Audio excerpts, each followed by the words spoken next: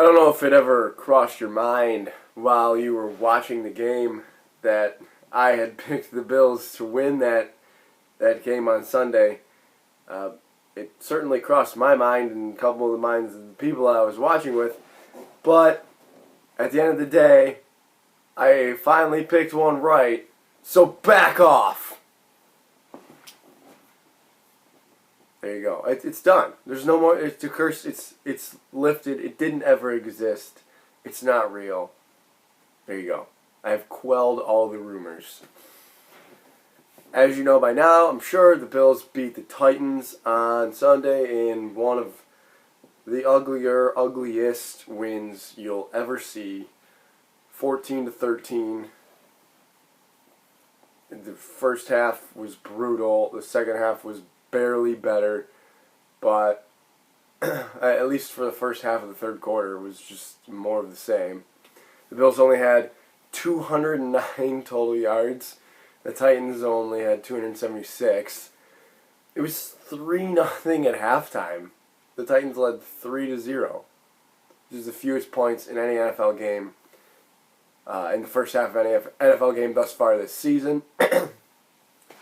Both running games were completely non-existent. Each team was led by their quarterback in rushing. If you exclude Tyrod Taylor, the Bills had 20 carries for 51 yards, and if you exclude Marcus Mariota, the Titans had 23 carries for 50 yards. Mariota had added 47 rushing yards in 5 attempts. Taylor added 76 rushing yards, which was Bills' record, on 8 attempts. 3 pretty big runs he had, which of course we will talk about. Just straight ugly from the Bills on offense. The defense really kept them in the game. They were sacked. Tyrod was sacked 4 times. They had a total, in the sacks go against your passing yards, so they had a total of 87 passing yards in the game.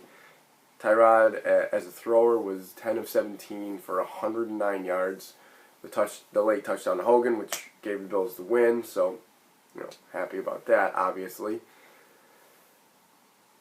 There were strong games on both sides of the defensive line. Yeah, you were like, wait, strong game, where? Both defensive lines played pretty well. Really liked the game of Mario, Kyle, and Marcel. I thought they did a tremendous job against the run. And they certainly pressured Mariota a couple times. Marcel, the most notable, I guess, as you saw him, forcing Mariota to maybe throw that ball a little bit higher than he would have liked to on the Gilmore interception that won the Bills the game. Because, Kendall Wright was there. If Stephon Gilmore doesn't leave his guy, doesn't get his head turned around, which is really all you can ask from corners, and leave Justin Hunter, Kendall Wright probably catches that ball, and then bang, the Titans are at midfield, if not further, just 10 yards away from field goal range and probably winning the game. So that's how defensive cohesion works. That's your perfect example. Pressure from the defensive line, trust the cornerbacks. The cornerbacks have been good. Gilmore and Darby are 2 of the highest rated. I believe they're 2nd and 3rd.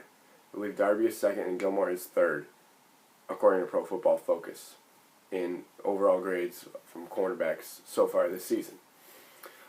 I didn't want to leave out the Titans. I can't leave out the Titans' defensive line. Reverting back to that a little bit. Jarrell Casey dominated the Bills' interior line. Eric Wood could not handle him. Nobody really could, to be honest with you. Incognito, I didn't even think was that good. Derek Morgan on the outside played pretty well. Not a good day for the Bills' offensive line. Granted, they lost. That could have... They didn't have a good day overall, and I don't know, what I'm trying to say is I don't know that having a legitimate threat at running back would have mattered. I'll touch on that in a little bit, I guess. But penalties were a topic of discussion over the past week, and the Bills were better at that, but Did anybody feel like the Bills were just going to come out flat after that?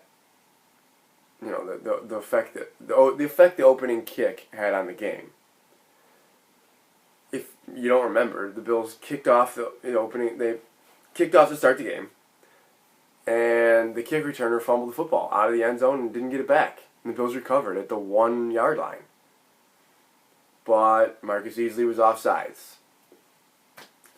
By how much? How much could it have possibly affected him? But the rule is the rule. And that's the kind of thing where you're just, it just felt like, yeah, this is gonna be a rough day. And it was. Right from the opening kickoff.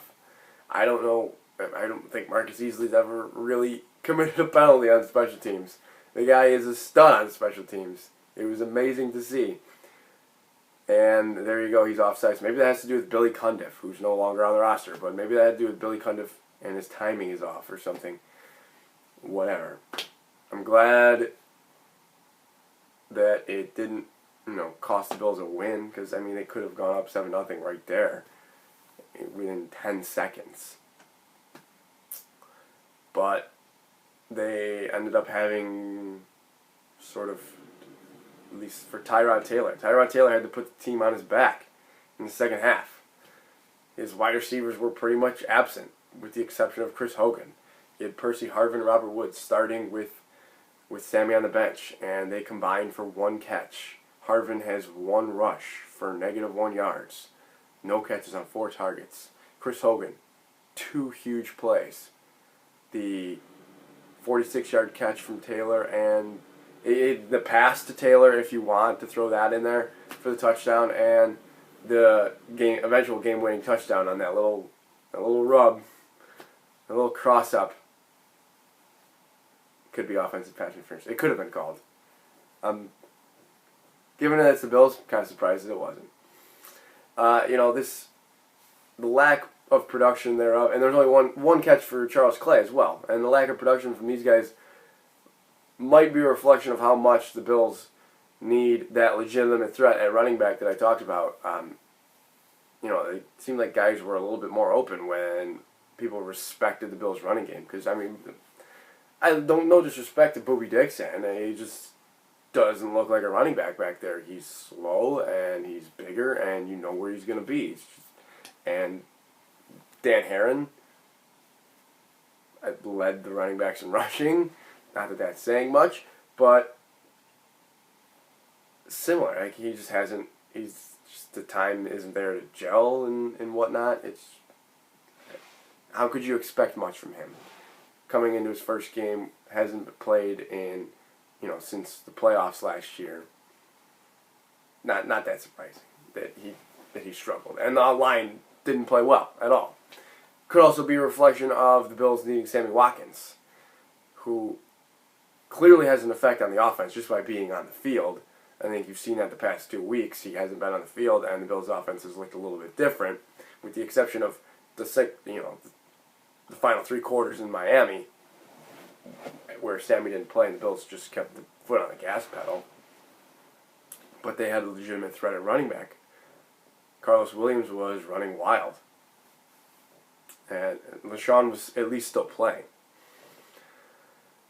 Whatever. It can't happen this week. The most important thing that happened last week was the Bills came away with a win. They moved to 3-2. Comes at a bit of a price. I guess I'll start with Aaron Williams going on IR designated to return. I don't know how a guy goes from potential serious neck injury to, he's going to be okay, to practicing, to playing 60 of 69 snaps on defense, to IR designated to return. Can't make this stuff up. The Tyrod Taylor injury, of course, I don't know. I have no idea how to read the situation. Tyrod Taylor says, I expect to play.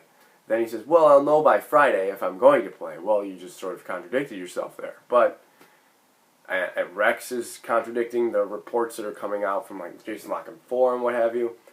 Does he have a sprained MCL? I guess. Rex kind of admitted that he had a little MCL issue, and he was wearing a brace in practice on Wednesday. But he was practicing on a limited basis. So are we going going to see E.J. Manuel? I would think that we'll see E.J.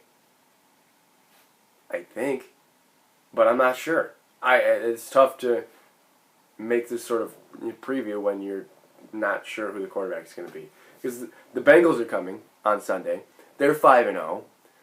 They just had a huge comeback win against Seattle at home in Cincinnati. They were down 24-7, I believe, in the fourth quarter and won 27-24 in overtime. I tend to notice that teams, and I've probably brought this up before, teams with big emotional comeback wins suffer letdowns next week. And the same thing could be said about the Bills, though. But as far as the Bengals go, they're not going to go undefeated, right? Like, the Bengals are not running the table. Somebody's bound to beat them eventually. Somebody's gonna. So, why not the Bills? It's a road game, tougher environment, hectic crowd, good defense. But I got to give it to Andy Dalton. The guy is on fire. He has 3 straight 100-yard games. He is completing 67.5% of his passes. He has 11 passing touchdowns, 2 rushing touchdowns. He's limited turnovers, just 3 in 5 games. He's been sacked only 6 times this year. That's one of the fewest in the league. As far as fourth quarter passing goes, this is huge. Fourth quarter passer rating, 154.7. 158.3 is perfect. 4 touchdowns, no interceptions. He has weapons sort of like never before, even though the guys have been there. A.J. Green is playing out of his mind. 495 yards receiving through 5 games. Tyler Eifert, 312 yards. 5 touchdowns. That's the biggest difference to me is Tyler Eifert has really blossomed. I don't think he played last year. I believe he was on IR. He's really blossomed into a really good tight end, a very significant red zone threat, and somebody who can, stretch the field even as a tight end, a threat down the middle of the field, down the seam, which might open things up on the outside for guys like A.J. Green, Marvin Jones, Mohamed Sanu. Gio Bernard is looking like, I don't get that. Like, they have Gio Bernard and Jeremy Hill. Jeremy Hill is an excellent runner. Gio Bernard also an excellent runner, but seemed like more of a third down back last year. Now Gio Bernard's playing a little bit more than Jeremy Hill is. Granted, they were trailing last week, so that would have something to do with that because he's more of the pass catching back. But there you go. I saw an interesting stat from SB Nation, the Bengals blog. Andy Dalton is 24-3 against uncommon opponents. An uncommon opponent is somebody he did not play the prior season. 24-3.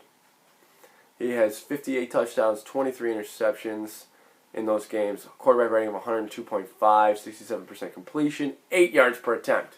It's pretty freaking good. Against common opponents, teams he did play the season before, 12-16. 33 touchdowns, 35 interceptions, 74 quarterback rating, 59% completion, 6.5 yards per attempt. A little different there. He did face a Rex Ryan defense in 2013 when Rex was with the Jets. He threw for over 300 yards and 5 touchdowns. The Bengals won 49-9. So I don't think he's really exactly afraid of Rex. Since he has an offense, is 4th in points per game, almost 30. 2nd in total yards, 421 per game. 5th in passing, 10th in rushing. Their defense is pretty good, I think, but the numbers don't really show it. They're 21st in total defense, 22nd against the pass, 18th against the run. They allow the 4th highest yards per carry at 4.8 yards per carry per game, or yards per carry allowed.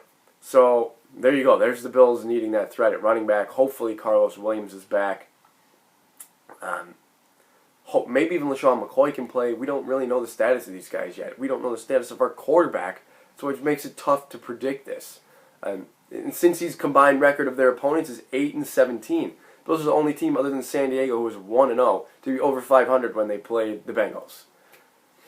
But it remains to be seen who's going to play quarterback. The defense obviously has to show up to make, pressure Dalton, even though he's been better under pressure. You just can't allow him to be running roughshod like Tom Brady did. He's obviously not the same kind of quarterback that Tom Brady is. He might be more similar to Eli Manning in that sense, but Eli Manning threw 3 touchdowns against the Bills too. So it's it's tough to pick keys to the game offensively when you don't know who's going to play. I expect Sammy Watkins to be back. I don't know what to expect from Tyrod Taylor, and I don't know what to expect from E.J. Manuel if he plays. All I know is that offense cannot be flat.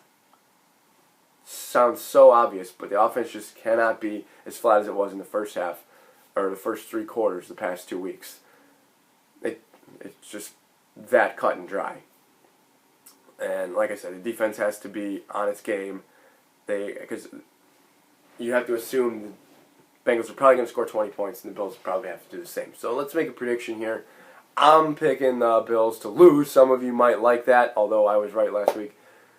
I'm going to pick the Bills to lose 24-17. Average football score. Nothing crazy about that. There you go. Guys, thanks for coming this far in the video. An extra minute this time. I apologize for that if you're a 15-minute freak. Go Bills.